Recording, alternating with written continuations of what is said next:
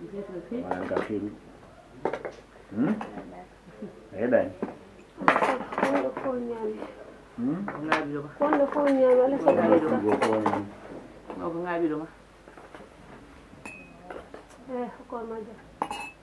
Mer ka maso aw mata. Ko tek. Ahmed msiko dani de pas hanga muhiri sa.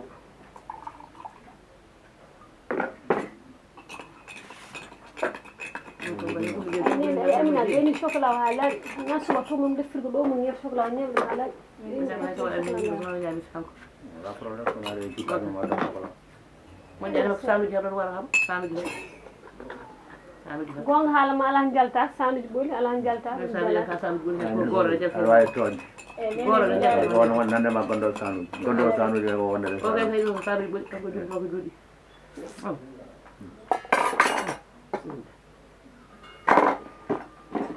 Muqtada no. Salam alaikum. Salam. Ça va? Ça va? Ça va? Acheli. Mon nom est Majid. Ça va? Ça va bien. Alhamdulillah.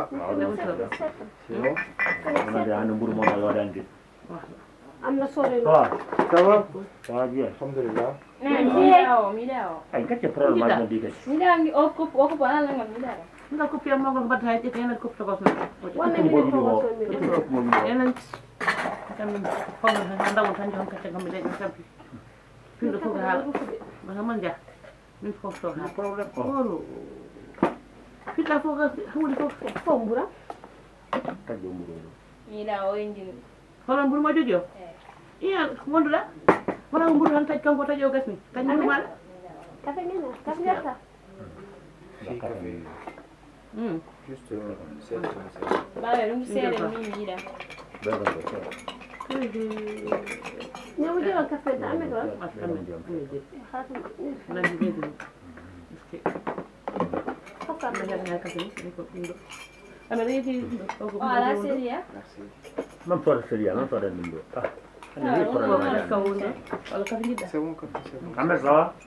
Ça va tonton? Ça va bien. Ça va bien? Ah, ada non. Ouais, comme dans notre Tampuru templi quoi. c'est wallahi. Ana ko to kafe. Alhamdulillah. Ahmed tawde Allah addina. Yino dikde fer. De yotene din wonde ko hande subake. Kam certain quoi. Ko jido ko de mo mamita. To da ya kan ko dawa no kan mamita an kan. Continue quoi. C'est bon, c'est bon. Dojul mo. C'est bon? Buru? Bana café bana. Bon, banane. Ke kadi dewa kan ka hande dini wale ki. Hande ala ga wajal wala ko dum ala en. Sukabam kam foko sukabam. On nani goti. C'est ça. Goti ka. Nani goti. E bi ko kodam du ke ko son tan wiete. Ko ba ko andi ni. Kadi ko andi do kuga. Ko tajja fu ko tan kar yaara. Mais ñu ko sax tagal wala tagal ma. Kala ba ko non tan. Hay tan la forte ya. Ngata ay wende habiere. Banane ka ka jewo jam. Na leti. Bon ko mbama haldi ma da fawra ko ngol tara ko mo. Ahmed, teso ngo bom ko kasa sama. Inshallah. Oke. Ana mi yindi nano non tukurde. Kam kay ma be ko bay di kam. E kam tukku kam kay. Bom ni kana daw. Deseda dalta galom hep bagage ma ko. Oke, Ahmed. Ok, bonne journée. Hay ko lañu hobbe gal on hande kam beddi mo kam ari. Ha? Kam mon bar andu mo jaar. Ni ba ha. Eyi ko noon tan jiwi gila arna woni gorko ka a haaɗi caggal kawma sakka ko ɓiɗɗo debbo nan han ko haala bamma no wini kerto a caggal muɗum ɓiɗɗo yo haala jimali tan ko ni foti noon yahan ɗaccimo mbiɗi wiyaade jeera han dugguyami ara haala ñallude ha ɓurta eyi mi arti manno kam ara kam mi yara mino ko ara tan ittata yalla mino ko ara tan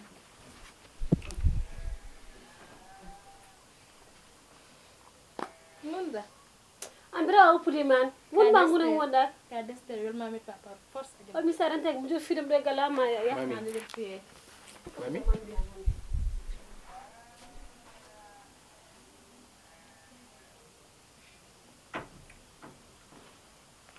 Comme haccuto ɗo e mbaɗa kamɓe jeehi. Amina. Min mbeɗen mbiya par ce que mi jogui rendez-vous ɗo o. Ok. Mais en tout cas ko ɗo ñallatmi, ok? Ok. Ok, bonne journée. Merci. Marika.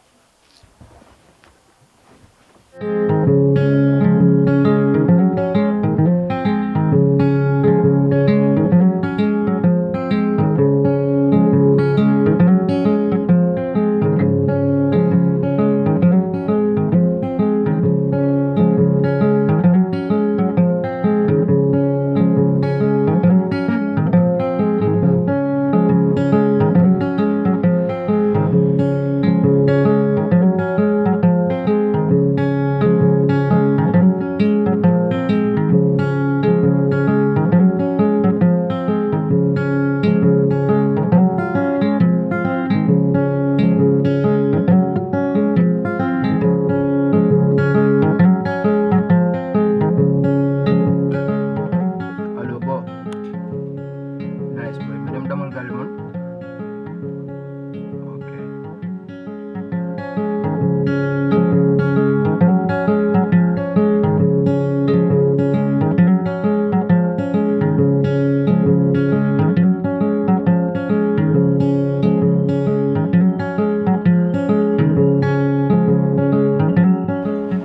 Ko addi kam ɗo nani ko kalmo ko e téléphone. Mais xam nga dialogue par téléphone o yonani kam il faut njindiren quoi. Comme ça au moins tu peux me donner des idées ou me conseiller au moins. Parce que affaire o min hawi kam aussi mi wawa déclinde mi wawa salade parce que yo anan andi pawo ko oren kam fof pawo dal nayi subaka ko mbimami ko ne min kacciron ɗon de oui comme bon voilà maintenant tu es devenu un grand homme, tu dois prendre tes responsabilités. Bon, tu connais quoi, genre affaire de entreprise Mako. Je croyais que c'était ça quoi, il va me nommer le directeur genre pas royalty comme Bangakod. Il faut que je me je vais épouser sa fille. Mais en matière de relation avec Sophia en France. Certes pas au Kowadé encore. Mais Sophia aussi, elle m'a beaucoup aidé en France. Elle m'a beaucoup aidé. Logement, fouf, Sophia a pris en charge. Nous m'avons arrêté les vacances. Oui, comme. Au comme, pendant une heure de temps, oui, mon bébé, qu'est-ce qu'il y a? Tu m'as fait peur. Oui, comme c'est juste que j'ai peur quand tu parles. J'ai peur de te perdre.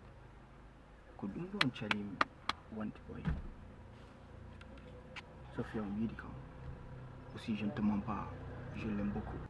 On a changé ça quoi. Sophia makata do. O wa wadan dem habur ko bama wadan ma. Wita ma kama de bama.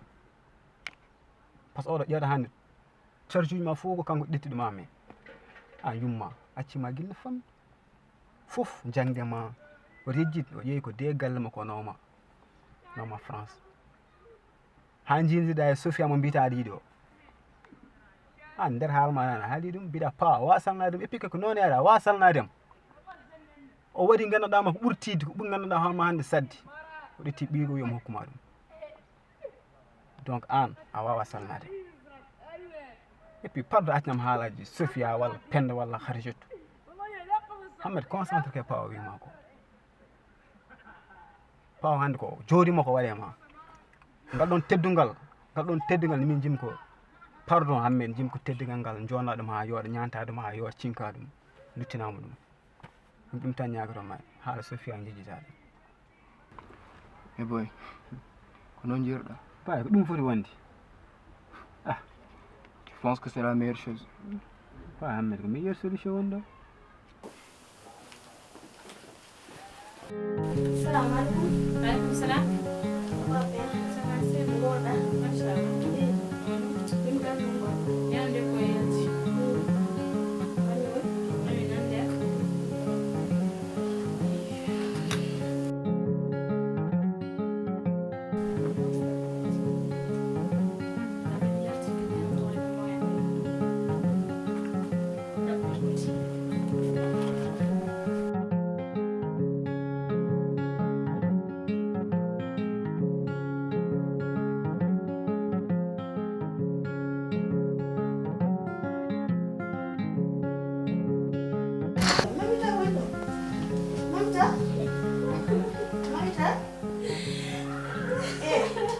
man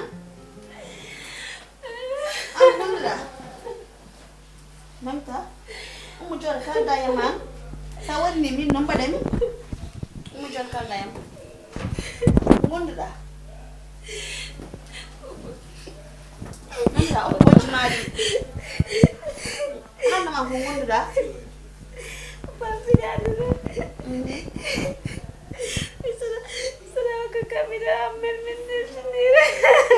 mamta an ko kecce gonduɗa he min oɗo sikilma mbeɗam ɗo yah ñon fof mi yiyami wiɗomi salamu aleykum ana dañi ɗi kawma resma a yettata allah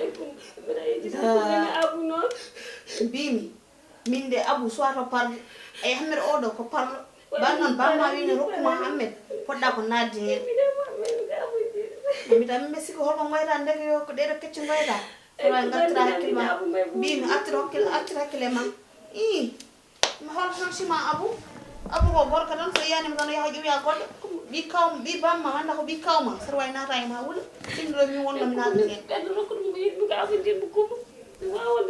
mais mbaɗa ko bamma so jinnaɗo ko hayre mbaɗa tan wimama ene hokkuma naata hen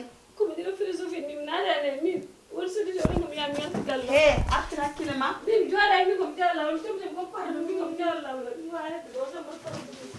o ko gonge moko de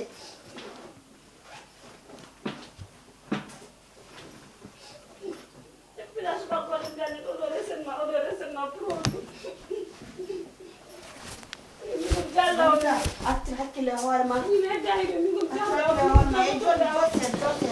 hakkille hoore ma ni gorko jarani ɗum de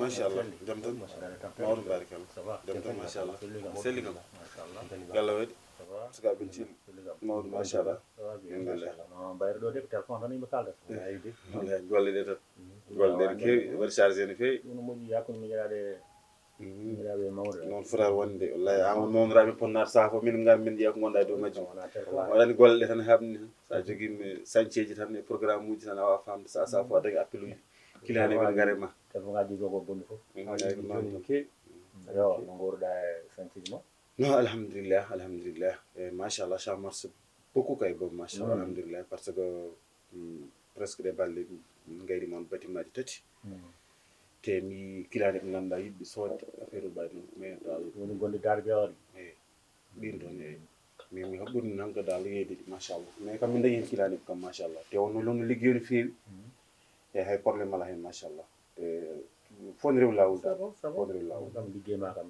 mi yiyani hen sikka taw ɗum jogoɗan dañi hen sikka noon tan an mawɗanirti machallah alhamdulillah bâche ma emin hen tan emin hen ɗum ko mata o jigui tardement seeɗa tan hunde no abbati way keruji yo yaki noddiɓe mbi ɗo e fendu ma woni ko ari mais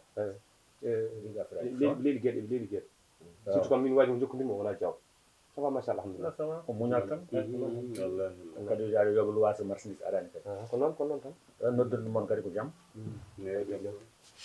rendi bandiraɓe men debbo tankilo bon wi ko ɗo ɗi gama min gadi min nehi ɗum wallahi no witi nehi donc arti quoi ɗo arti kadi wasi komi jinguirani aɗa hande garɗon ɗo ono ngam yiyani ça fait 2 jours tan ko arti donc kam jinnoɗo ɓennide dewgal makko kono wiyon debbo mamita yammet ayi ɗum noddirno mon wawa wadde gon kadi tam tintinani mon kadi wala probléme kadi ko hande tan ƴettum décision i ɗum kay grand ɗum kay min de mbiɗen caggal Allah caggal ma ɗum kay no feewi waɗa fayida no feewi en fof ko ɓinguel men itta ñeel waɗi ɓoggole itta ɓoggol waɗa ñeel fof ka humoto min kam ɓe weltini feewi ɗum kam macha ɗum kam hay probléme ala hen ɗum kam maɗe yettimen kumal ngal humata bon somi dañi kam somi dañi hay sinno hande kam e jammage kam waɗat ɗum daña noon eyi wona nanima fof raktat a namdi a haalde e yewtidema ɗum yewtudema te kadi yewtere kadi fotani wonde ga yewtere hakkude amen mabɓe ala te oro ko baɗa ko ɓiyam deeɗe haalay ayi dewgal gilli jogoto ɗum faami kadi hannde yimɓe tolnima e jamanu mo ganduɗa a fotani wiide mboɗo jaggal ma kaari walla mboɗo jaggal ma kaari ɗum yo yo ƴeemo famde aɗa andi aduna yonto fof fuyre mum yonto fof ɗaari mum yonto fof ene yonti nde hande sukaaɓe hande ko kañumen jahata jiyana koyemumen jiɗa gaddana koyemumen so boni bonana ɗumen bone mumen koore mumen so moƴƴi moƴƴini ɗumen kono sa ƴetti a wi aɗa waɗa dewle ɗen no gandirɗen koye men tan ni ɗum ɗon wona ala wona compliqué ko waɗa andi sukaɓe ma jewrude yewtude sukaɓe ni ɗum sukaɓe ko ma jewrude sukaɓe ko ma jewrude goto fof jogui ko yiɗi jogui kadi ko yiɗa ɗum noon ay dewgal wawde taƴata ko enɗam kono so ina waɗini hen andu mbesik tan mataw yewde mabɓe te fof sukaɓe men fota yewde mabɓe wona essentiel non mbit xaalisam waɗɗum e juuɗe moɗon bisimilla sa so ɗo janggoɗen mbaɗen kumangal ala probléme min kam mbirma minen caggal Allah caggal ma gueɗe ma fof ala probléme inchallah kala ko mbaɗa wadde sa noddi amin tan en ndenda hen miijo min awon mawniraɗo ko awon jibnaɗo hannde awon yumma awon baaba min jiyana hay goto hannde komin mbawi dañde gui subaka yiɗi fof ko an kala ɗumin mbawi yeɓɓede kala ɗumin mbawi jaɓɓede ɗumin mbawi wiyede fof kala komin mbawi waɗede fof ko an hunde mawɗo donc noon minen jetti Allah jettuma no fewi guila gollare ha donc tellen less tuttuma haalis ndinɗa o inchallah 50 millions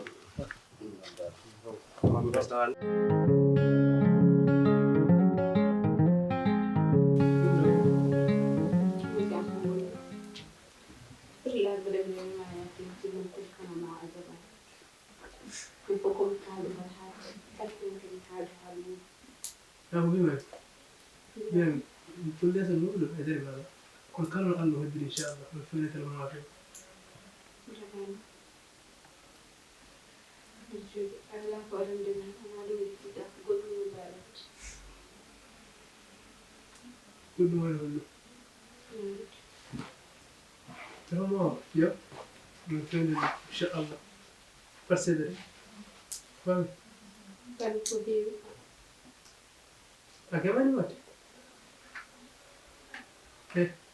Agaknya mana agaknya?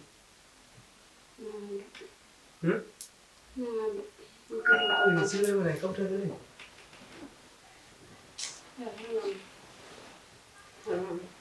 Itu nak terkenal apa? Apa yang ada mana? Kita dulu. Abu?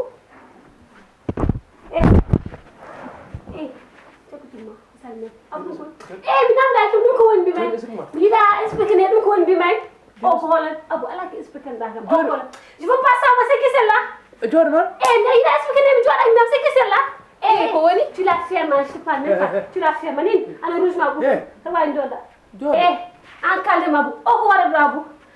Oh kawan ada dulu bimai jabun holio. Abu amin umma gal babam. Ma attiral ma parce que babu ni rokam ko dara sam alim to mar wonde c'est genre personnel ah je te parle pour moi c'est qui c'est là hé encadre c'est qui c'est là avant que je vous tue tous les deux halam c'est qui c'est là yoni yonan han jangu ante san sa traite ay awade mbadda hakkille ma an ko an tan wodi ko an jirma minana an mbadda hakkille ma an jirma nan do mbadda hakkille ma non ata ha peccedi ko mbima to mbaɗa hakkille ma ko an jiɗmo nen heddam a mbeɗa yiddam abu aɗa jogui rek mbeɗa aɗa walla men mbeɗa waɗa ndi africain foof a wonnaɗa krunkunemi a mirdi attends mais je rêve comme bien ou mal rêve hollum ah tu peux dire que tu m'aimes pas que tu préfères cette chose là à moi pourquoi pas a mirdi tu es sale traite